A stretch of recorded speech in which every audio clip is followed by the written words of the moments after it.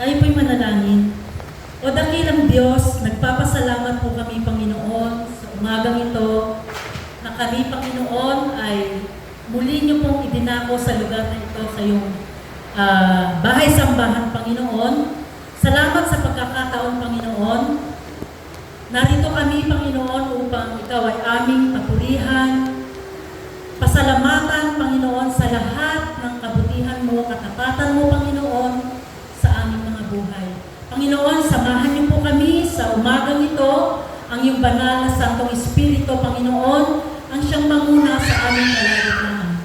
Panginoon, itinataas ka namin at pinupuri ka namin sa umagang ito.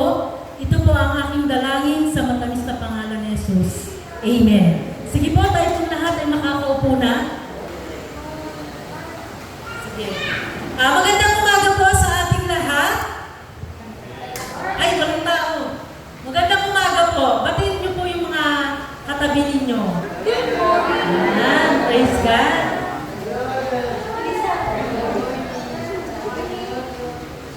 Praise God. So, pasensya na po kayo. Dapat po si attorney yung preacher ngayon.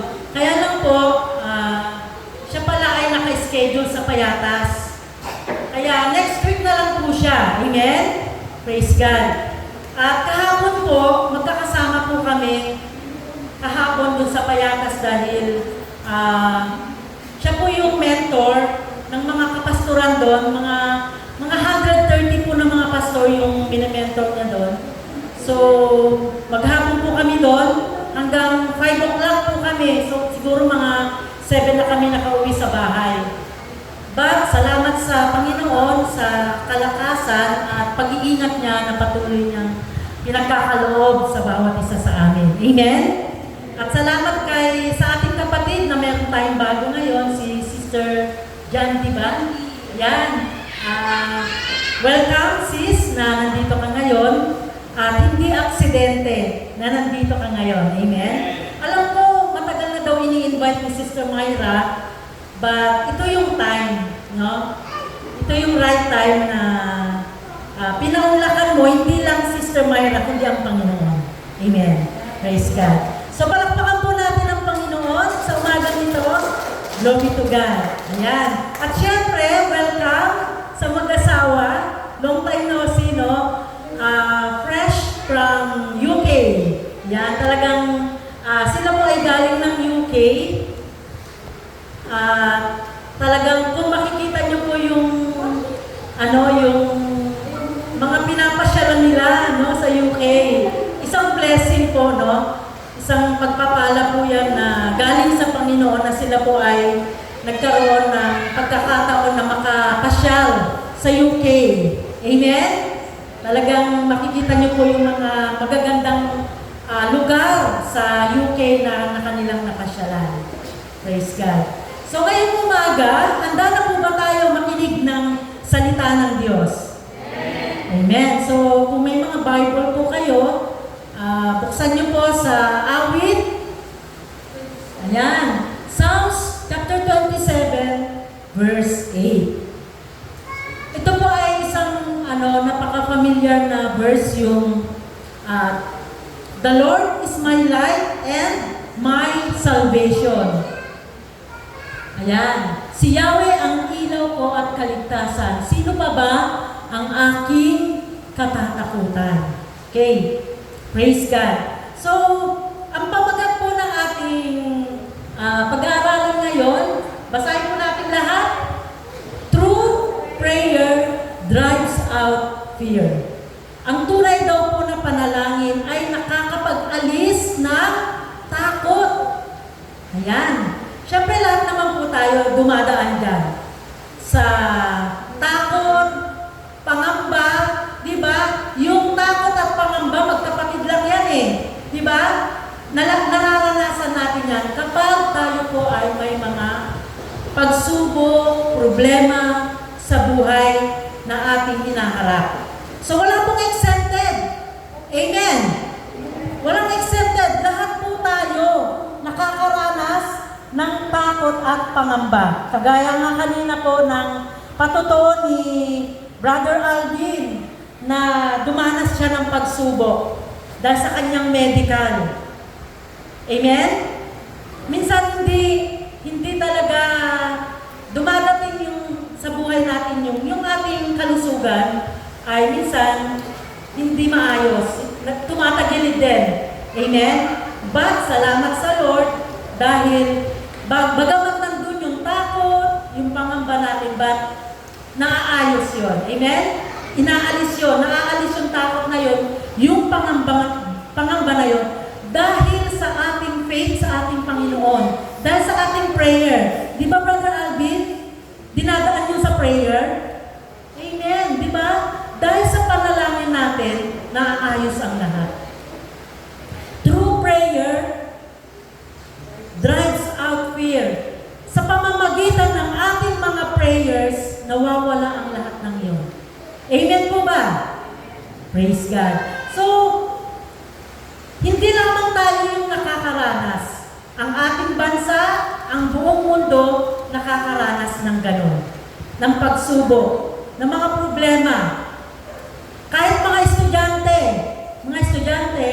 di ba, nakakaranas din kayo ng pagsubok o takot, pangamba sa buhay natin. So lahat po tayo, mga nanay, mga tatay sa trabaho nila, sa mga nanay, siyempre sa pamilya, nagkakaroon tayo ng problema. Amen? But, ngayong umaga, maaalis lahat yon. Pag-aaralan natin kung paano natin mapapagtagumpayan ang mga takot na yan o pangamba sa ating mga buhay. Amen? Kaya, handa na bang makinig? Handa na ba tayong matuto at makinig ngayong umaga? Amen. So, alam naman po natin yung mga nangyayari sa ating kapaligiran. Di ba yung nakaraan lang na last week ba yun? O mga after 2 weeks? Yung nangyari sa Tacloban. Ano yung nangyari sa Tacloban? Sa school, yung 3 estudyante na namatay. Walang nakakabakit o nakakaalam kung ito ay mangyayari na or mangyayari, di ba? But nangyari. Walang nakapaghanda, di ba? Lalo yung mga estudyante. Nabigla na lang, may 2 estudyante na pinagbabaril yung kanyang mga kaklase. Amen? So, yung nangyaring yon, nagkaroon ng takot ang mga magulang. Amen? Bang konting yung kailan lang, merong nagkalat ng balita na mangyayaring barilan ulit, no? Sa mga estudyante. Kaya yung mga magulang, nung nalaman nila yon, dahil may nagpakalat sa social media, anong nangyari? Nagtakbuhan yung mga magulang at pumunta sa kanila sa school. O diba? Nandun na yung takot, pangamba sa kanilang kaisipan, sa kanilang isip. Nataliman na ng pangamba at takot. Tapos yung lindol, yung nangyaring lindol sa Venezuela, tama ba yun? Venezuela at Japan. So, doon sa Venezuela, maraming namatay. Libo-libong tao ang namatay. Amen? So, syempre, mayat-maya, lumilindol, nandun na yung takot. Diba? Nandun palagi yung takot at pangamba na baka sila ay may mangyaring masama sa kanila. So talagang ang hirap i-overcome yung mga takot na yun. But sa umagang ito, sabi ng binasa natin, sa Psalms chapter 27, verse 1 hanggang 8, alam niyo po ba, napakagandang verse ito. Tandaan niyo po ito, pag-uwi niyo ng bahay, pwede niyo itong basahin. Makakatulong po ito sa atin para maalis po yung ating takot at pangamba. Basahin po natin ito. Kasi may mga Biblia naman tayo. Basahin po natin. Kasi minsan, mas lamang pa yung yung pag-Facebook natin, pag-YouTube natin, pag-TikTok natin, kaysa pagbabasa ng salita ng Diyos. Amen? So, nawawala na tayo, nawawala na tayo sa focus natin sa ating Panginoon. Amen? Sabi mo rito, ito po yung Psalms chapter 27, sinulat po ito ni Haring David. Kilala niyo po ba si Haring David? Siyempre, lahat po tayo kilala natin si Haring David. Kahit po yung mga bata, kilala nila ito, si Haring David. Siya po yung hari, o siya po yung nakapagpatumba kay Goliath. Kaya alam na alam ng mga bata nito. Si Haring David po, isang hari na malawak yung kanyang nasasakupan. Siyempre, bilang hari, maraming problema, maraming pagsubok ang mararanasan mo. Kasi maraming kaaway. Amen? Marami silang kaaway. Sa paligid ng kanilang nasasakupan, marami silang kaaway. Marami pong gustong pabagsakin ang kaharian ni Haring David. So talagang grabe po yung yung prayer niya sa Panginoon na tulungan siya upang mapagtagumpayan nila yung mga kaaway. Yung mga kaaway nila. At dito, maraming gustong magpabagsak sa kanila. But, napagtagumpayan niya yon dahil sa Panginoon. Dahil nandun po palagi yung prayer niya sa ating Panginoon. Sabi po sa number 1, ito po yung number 1 natin. Ayan. Anchor in God's character. So para mapagtagumpayan natin ang takot, ang pangamba sa ating buhay, dapat ang number 1, anchor in God's character. Pamilyar po ba kayo sa anchor or angkla? Saan po ba natin nakikita yan? Yung anchor. Sa barko, di ba? Ayan, si Brother Alvin, isa siyang seaman, kaya lagi niya yung nakikita yung anchor, yung angkla. Ano po ba yung gamit nito? Yung anchor na ito?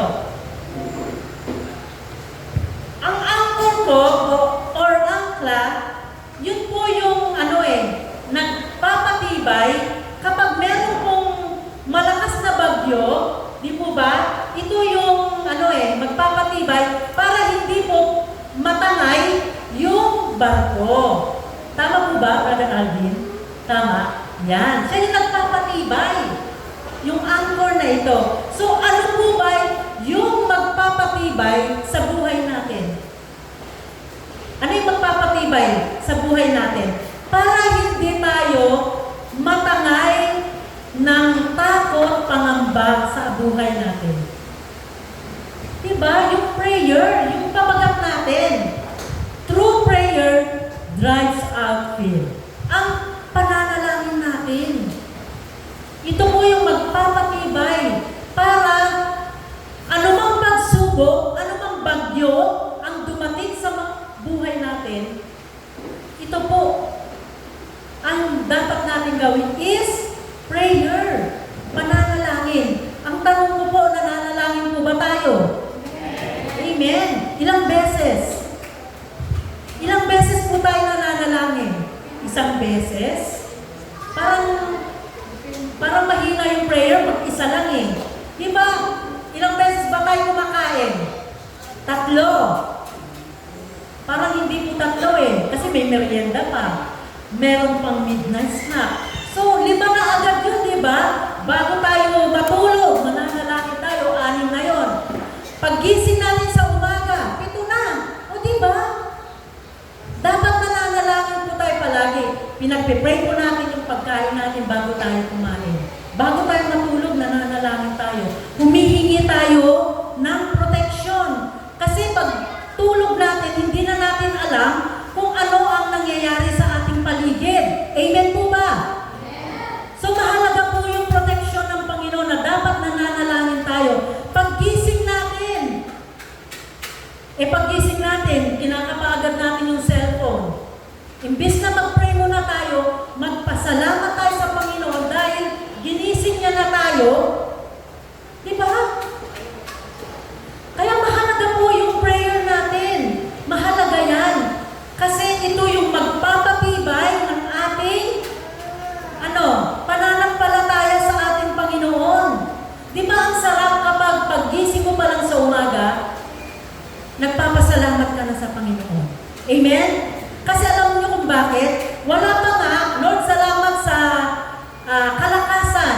Salamat sa pag-iingat mo. Wala pa nga, iniingatan na tayo ng Panginoon kasi pinasalamatan mo na. Amen po ba? Amen. Praise God. Kaya, dapat ang prayer natin, hindi lang isang beses sa isang araw, kundi higit pa sa 5. Amen. Praise God. Kaya, ang magpapatibay ng ating pananampalataya para mapagtagumpayan natin ang mga problema, pagsubok sa ating mga buhay, kailangan natin umangkla sa ating Panginoon. Lagi tayong nakakapit sa ating Panginoon. Hindi sa Bombay. Pag walang pera, takbo agad kay Bombay. Amen? Bato-bato sa langit ang tamaan, may bukol. Amen. So, praise God. Sa Panginoon tayo kumapit. Praise God. Tunay nga po na, sabi nga di ba, Denver, mo ulit. Sa Psalms, dun sa verse natin, Psalms chapter 27.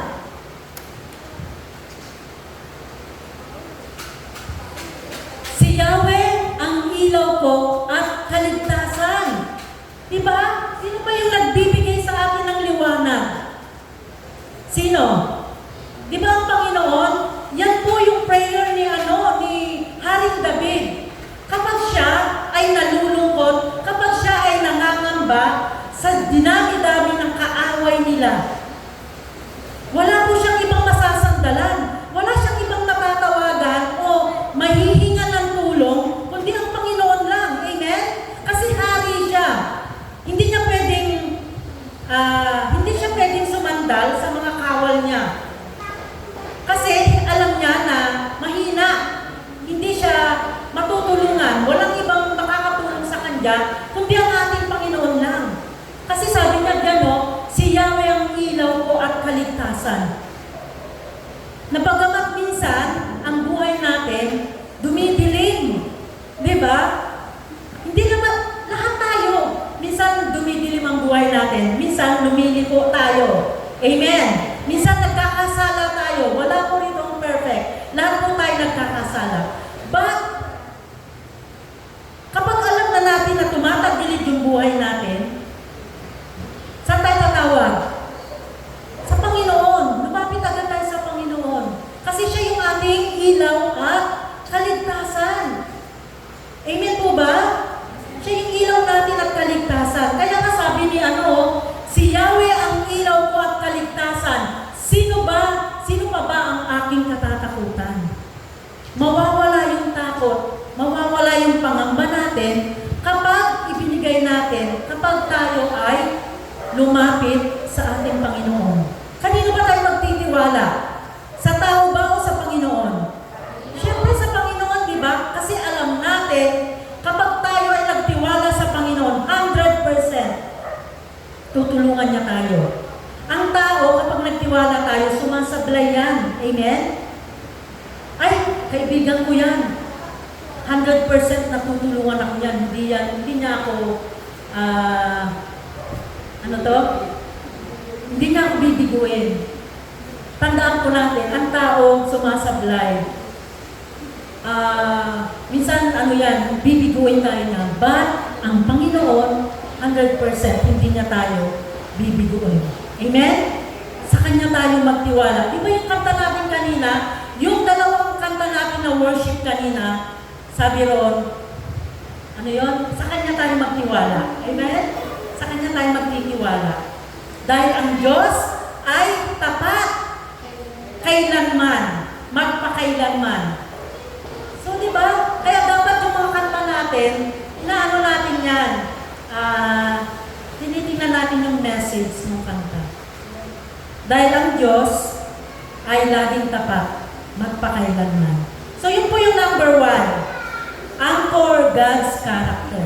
Kasi yan yung character ng Panginoon. Hindi niya tayo bibiguin. Ang character ng Panginoon, siya ay tapat. Amen. Laging tapat. Kailanman. So number 2. Ano yung number 2?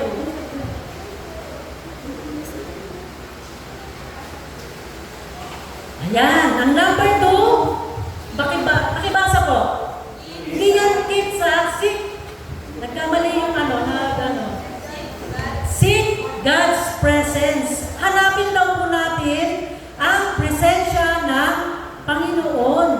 Bago tayo tumawag o manalangin sa Panginoon, hanapin muna natin yung presensya niya. Kailangan maramdaman muna natin yung presence ng ating Panginoon. Basahin natin doon pa rin sa teksto natin. Chapter 4, verse 6. Yan. Basahin natin.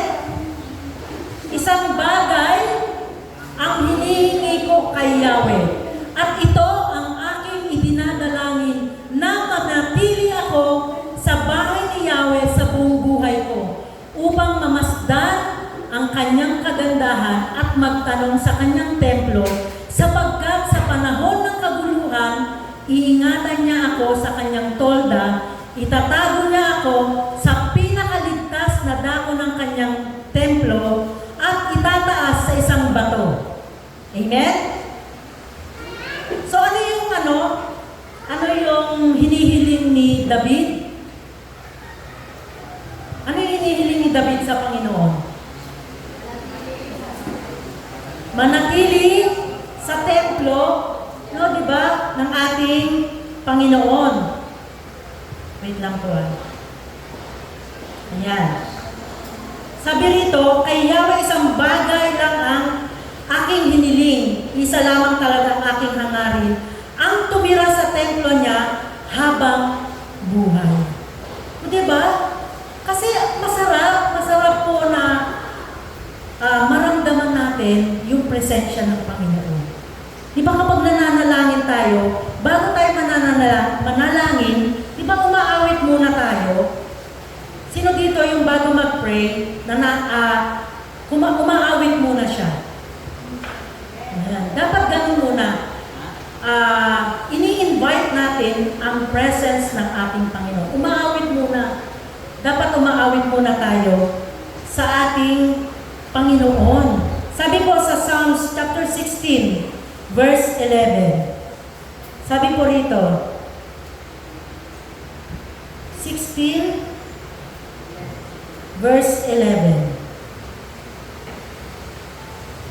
Sabi po rito, ituturo mo ang landas na patungo sa buhay, sa piling mo'y madarama ang lubos na kagalakan. Ang tulong mo'y nagdudulot ng ligayang walang hanggan. Diba? Kapag nasa presence tayo ng Panginoon, kapag hahanapin natin na gusto natin maramdaman ang presensya ng Panginoon, ano yung nararamdaman natin? Diba nagagalak tayo?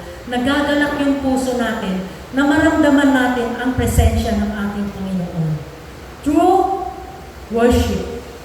Sa pamamagitan po ng ating pag-aawitan. Amen. Kaya ganun po si David. Lagi po siyang umaawit sa ating Panginoon. Kayo po ba umaawit sa Panginoon? So, kahit po tabingi yung boses natin. Amen? Hindi po mahalaga yung maganda yung boses natin. Ang mahalaga, marunong tayong mag-worship sa ating Panginoon. Kahit yung kanta na, kay buti-buti mo, Panginoon. O diba? Napapasalamatan natin siya. Dahil nasasabi natin na mabuti ang Panginoon. Ang Panginoon ay tapat kailanman. Diba? Natututo tayo umaawit nga tayo sa mga mga worldly song. Bakit hindi natin magawa sa mga awiting makadiyos? Parang nahihiya tayo. So dapat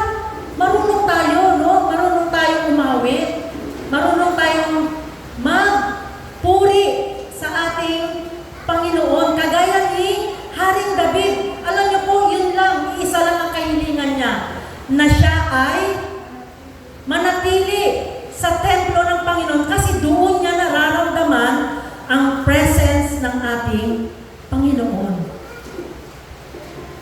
Doon niya nararamdaman yung presence ng ating Diyos. Kaya, sabi po rito sa Jeremiah,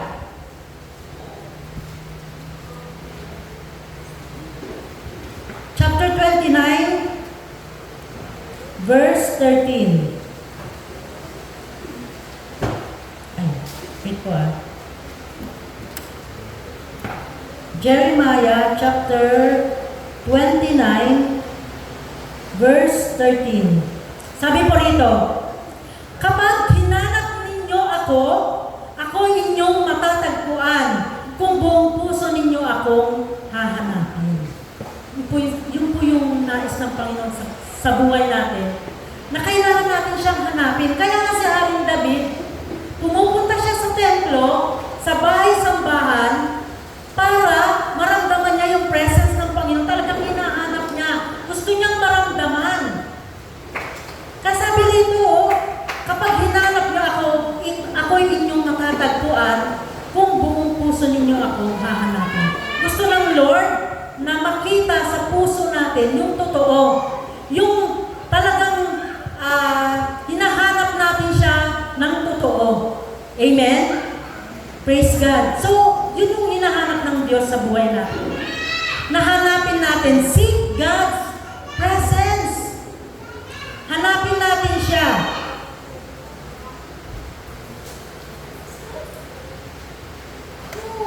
Alam niyo po ba, paano ba natin maramdaman? Alam niyo po ba, kapag lagi tayong tumatawag, or lagi tayong merong communication sa ating Panginoon, nade-develop yung intimacy natin sa Panginoon. Amen? Mas lalo tayong napapalapit sa Kanya. At paano tayo mapapalapit sa Panginoon kung hindi tayo marunong mag-pray, kung hindi tayo nananalangin, kung hindi tayo nagbabasa ng salita ng Panginoon? Paano natin malalaman yung buhay ng Panginoon? Paano natin malalaman yung utos ng Panginoon kung hindi tayo nagbabasa at nananalangin? Amen? Kaya dapat ginagawa natin ito. Amen? Kung totoong hinahanap natin yung presence ng Panginoon, magbasa tayo ng salita ng Diyos. Hindi lamang tayo nagbabasa kapag nandito lang, kapag linggo lang. Dala-dala natin yung Biblia, doon lang tayo nagbubuklat ng Biblia, salita ng Diyos. Dapat araw-araw. Amen? Araw-araw. Sabi nga sa Joshua chapter 1 verse 8, sinong nakakaalam doon? Amen? Di ba sabi doon, pagbulay-bulayan mo at basahin mo at ang salita ng Diyos at pagbulay-bulayan mo yon araw at gabi upang matupad mo ang nasasaad doon, ang nakasaad sa kasulatan. At doon, ikaw ay magtatagumpay at pagpapalain ng Panginoon. Amen? Pasasaganahin ang iyong buhay at ikaw ay magtatagumpay. So, di ba? Promise yan ng Panginoon eh. Promise ng Panginoon yan sa atin. Kaya kung ito ay tinutupad mo, tiyak ikaw ay magtatagumpay. Amen po ba? Praise God. Kaya, dapat, anong gagawin?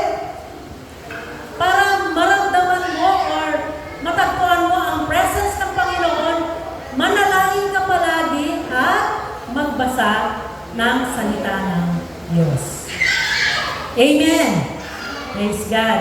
So, yun po yung number 2. Number 3 naman po tayo.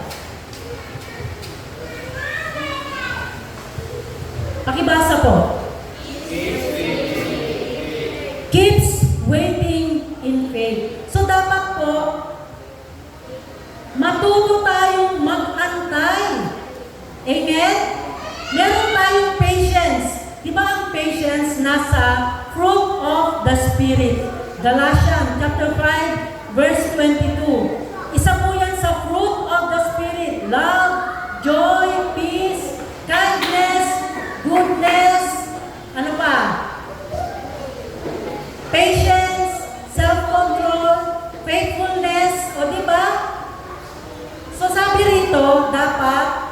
matuto tayong mag-antay. Yung meron tayong patience. Kasi tayo, di ba kapag tayo nananalangin, gusto nyo agad nandyan eh. Gusto nyo instant agad. Lord, gusto ko ng ganito. Tapos, pag hindi agad binigay ng Panginoon, naiinis agad tayo. Ayaw nyo nang manalang. Kasi, Lord, hindi nyo naman binibigay yung kahilingan ko eh. Alam nyo po ba, minsan, kaya hindi yan binibigay ng Panginoon, merong mas magandang plano ang Diyos. Amen? Kaya dapat matuto tayong maghintay. Yung ating prayer, minsan, yes, no, and wait. Magantay tayo sa prayer natin. Amen? Kaya sabi ko rito, sa Psalms, doon pa rin sa 27, 9 and 10. Meron? 9 and 10. Wala? Okay. Alam ko may mga Biblia naman kayo. Doon pa rin po sa awit.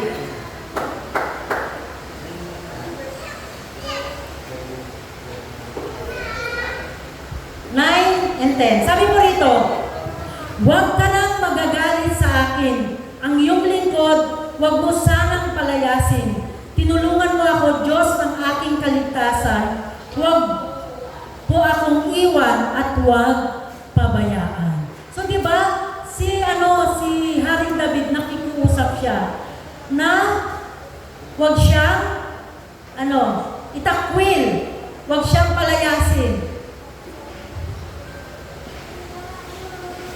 Sa templo ng ating Panginoon. At dito, palagi na pong hinihiling ang tulungan siya at iligtas. Amen. So yun pa yung prayer natin na palaging tulungan tayo ng Panginoon, iligtas tayo sa panahon na tayo po ay natatakot, nangangamba, may problema, may pagsubok. So, kung tayo man po ay may mga kahilingan sa Panginoon, matuto tayong mag-antay. Hintayin natin. Kung hindi man sinagot ng Panginoon yung prayer mo ngayon, manalangin ka ulit bukas. Amen? Tuloy-tuloy na prayer. Yung bang prayer na consistent. Walang pakid na prayer. Kasi, alam niyo po ba, dito tinitingnan ng Panginoon yung faith natin. Yung ating patience sa Panginoon. Yung prayer natin dapat hindi humihinto. Hindi ka dapat nagsasawa. Keep on praying. No, di ba? Keeps waiting in faith. Palaging manalangin. Huwag kang magsawa. Amen. Sabihin mo nga sa katabi mo, palaging manalangin at huwag magsawa. Huwag tayong magsawang manalangin. Kasi, kung hindi man pinagkaloob ng Diyos sa araw na ito, lagi natin isipin na merong mas magandang ibibigay ang Diyos sa iyo. Amen? May mas magandang ibibigay ang Panginoon sa inyo. Kaya, keeps waiting in faith.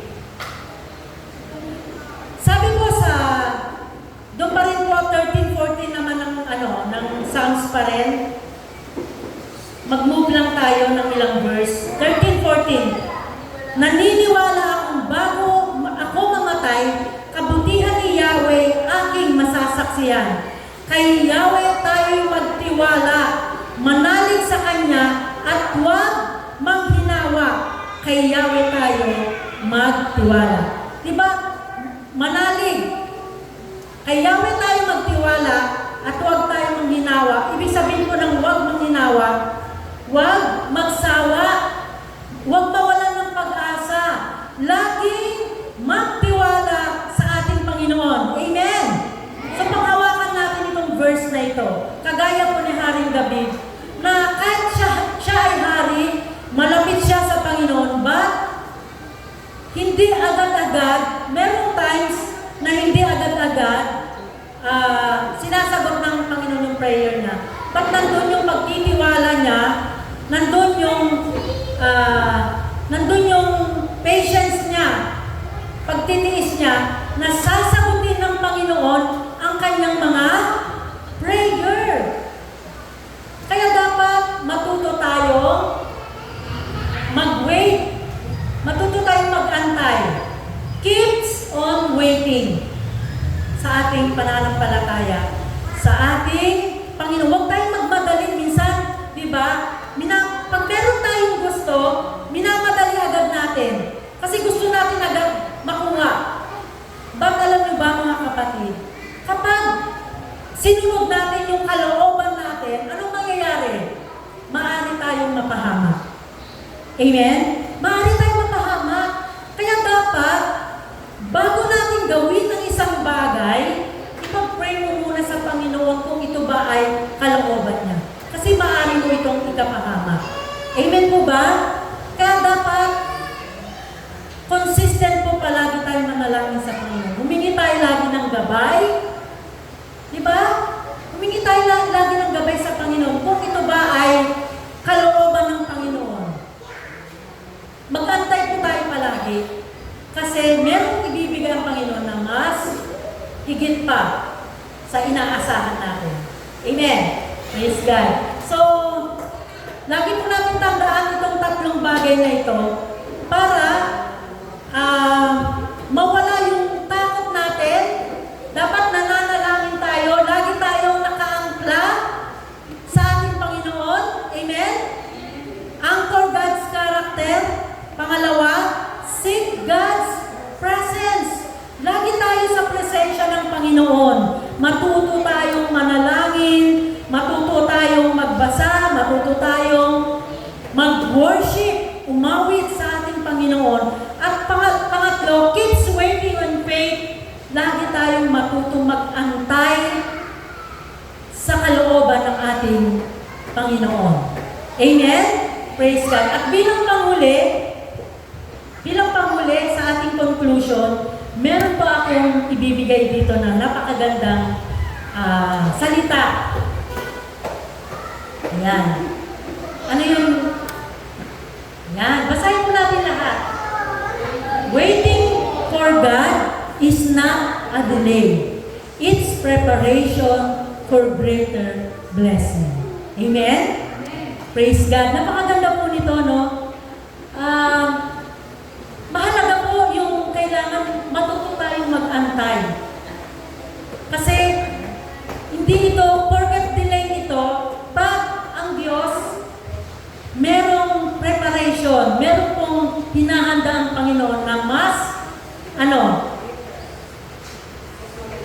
malaking blessing, mas magandang blessing na ibibigay sa atin ang Panginoon. So, palakpakan po natin ang Panginoon sa umaga ito.